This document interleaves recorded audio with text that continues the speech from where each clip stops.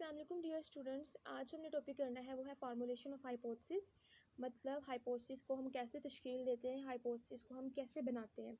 ठीक है, तो हाइपोथेसिस को बनाने के लिए हमें सबसे पहले ऑब्जर्वेशन का कंसेप्ट होना ज़रूरी है।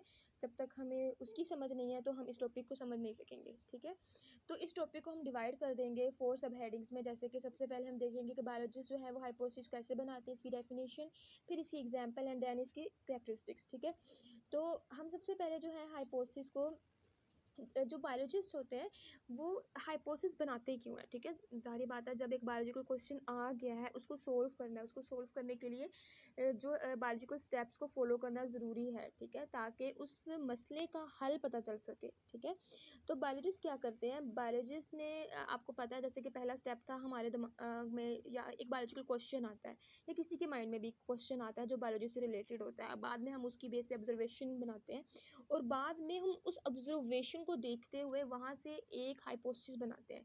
हाइपोथेसिस के आसान लफ्ज़ों में अगर मैं कहूँ तो ये एक मफरूज़ा होता है, एक स्टेटमेंट होती है, या और भी आसान लफ्ज़ों में कहें तो ये आंसर होता है बायोलॉजिकल क्वेश्चन का, एक फ़र्ज़ी जवाब होता है बायोलॉजिकल क्वेश्चन का।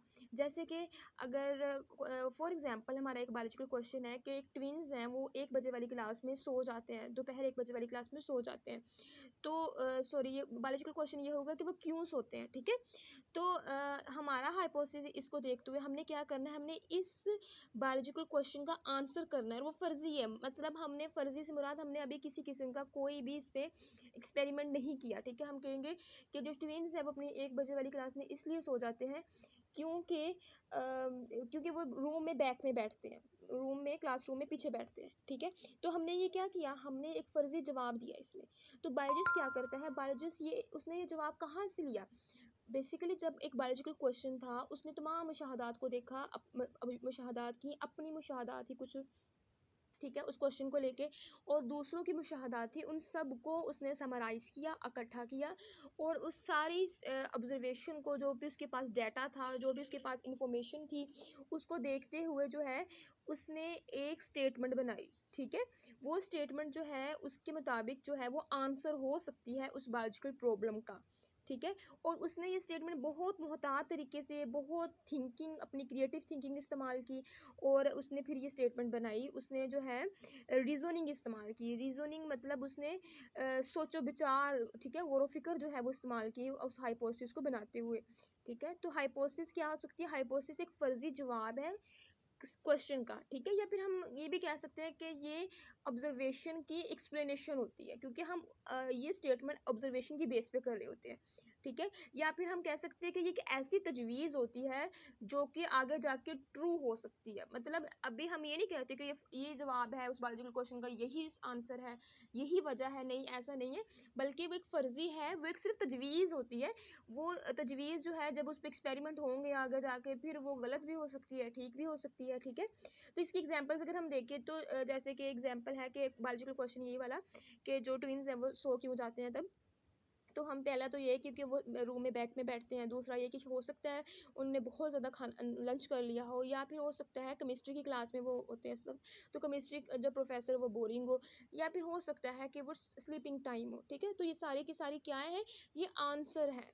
ठीक है, इसके बाद हम देख लेते हैं कि हाइपोथेसिस की करैक्टरिस्टिक्स को। एक अच्छा हाइपोथेसिस जो होती है, एक अच्छी तजवीज़ जो होती है, उसकी कुछ खुसूसियात होती हैं। एक जनरल आम सी स्टेटमेंट है। ठीक है, आप देख सकते हैं ये सारे जो है भी एक आम सी स्टेटमेंट है। ठीक है, और ये एक फ़र्ज़ी ख्याल होता है सिर्फ। ठीक है, और जो हमारी जो हाइपोथेसिस है ना, वो ऑब्जर्वेशन से लिंक करना ज़रूरी है, क्योंकि हमने वो बनानी ही ऑब्जर्वेशन की बेस पे है। ठीक है, तो वो एग्री करना चाहिए हमारे पास जो ऑब्जर्वेशन है उसके साथ, और ये सिंपल होनी चाहिए। ठीक है, और ज़ाहिर बात है हमने आगे जाके इसको टेस्ट करना है, तो इसकी इस काबिलियत होनी चाहिए कि हम इसको टेस्ट कर सकें, और ये नहीं कि हम इस बेस पे बनाएं कि जी इसको टेस्ट ही नहीं कर, ये गलत ही नहीं हो सकती, नहीं, मतलब इसके पास इतनी काबिलियत होनी चाहिए कि ये टेस्ट भी हो सके, और अगर ये जो है एविडेंसेस नहीं आ रहे, एक्सपेरिमेंट में ये रॉन्ग साबित हो रही है, तो ये गलत भी हो सके। ठीक है, तो दूसरे लफ्ज़ों में हम ये कह सकें कि एक हाइपोथेसिस ऐसे होने चाहिए कि वो गलत भी हो सकती है और वो ठीक भी हो सकती है, डिसप्रूव भी हो सकती है। ठीक है, तो ये इसकी कुछ खसूसियात थी। नेक्स्ट हम देखते हैं डिडक्शंस के बारे में। डिडक्शंस क्या होते हैं, डिडक्शंस जो होते हैं ना, डिडक्शंस हम आसान लफ्ज़ों में कहें तो ये मुतवक्का नताइज होते हैं, एक्सपेक्टेड रिजल्ट्स होते हैं। मतलब अभी हमने कोई किसी किस्म का एक्सपेरिमेंट नहीं किया, ठीक है। ये डिडक्शन जो है ये हम हाइपोथेसिस की बेस पे बनाते हैं, ठीक है। इसमें हम लॉजिक्स देते हैं, हम इसको लॉजिक की बेस पे बताते हैं। इसमें हम बताते हैं कि जो हमारा हाइपोथेसिस है, अगर हम उस हाइपोथेसिस को टेस्ट करें, ठीक है, तो मुतवक्का नताइज ये हो सकते हैं, ठीक है। तो ये डिडक्शंस होती हैं। तो डिडक्शंस को भी हम मज़ीद 3 सब हेडिंग्स में डिवाइड कर लेंगे। सबसे पहले बायोलॉजिस्ट जो है वो डिडक्शंस को कैसे बनाते हैं, फिर हम इसकी डेफिनेशन देखेंगे, देन इसकी एग्जांपल देखेंगे, ठीक है। तो बायोलॉजिस्ट डिडक्शंस को कैसे बनाते हैं? बायोलॉजिस्ट जो है वो डिडक्शंस को बनाते हैं हाइपोथेसिस से, ठीक है। इस मकसद के लिए हाइपोथेसिस जो है ना, फ़र्ज़ कर लेते हैं, बायोलॉजिस्ट फ़र्ज़ कर लेते हैं कि फ़र्ज़ कर ले कि हमारा हाइपोथेसिस ठीक है, ठीक है, और हम उस पे जो है एक्सपेरिमेंट्स करते हैं और एक्सपेरिमेंट से हमारे पास ये नताइज आते हैं। आपको मज़ीद इसकी समझ आ जाएगी जब हम इसकी एग्जांपल करेंगे। जैसे कि हमने कहा, जैसे हमने कहा था हाइपोथेसिस एक तजवीज़ थी कि जो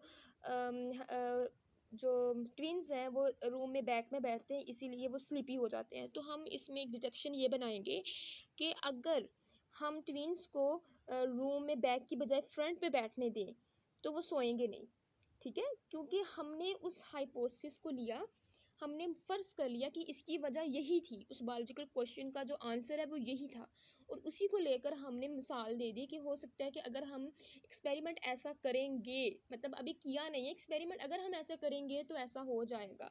मतलब हमने इसमें क्या इस्तेमाल किया, हमने इफ़, अगर, एंड देन फिर, मतलब अगर हम उस ऐसा करेंगे फिर ऐसा हो जाएगा। तो मसलन ये कि हमने जो है एक मतवक्का नताइज बता दिए, हमने एक्सपेक्टेड रिजल्ट्स बता दिए, अभी हमने किसी किस्म का कोई भी एक्सपेरिमेंट नहीं किया।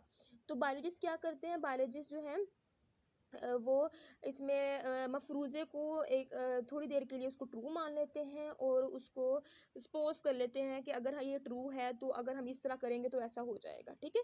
तो डिडक्शन जो है वो बेसिकली एक लॉजिक देते हैं हम, ठीक है।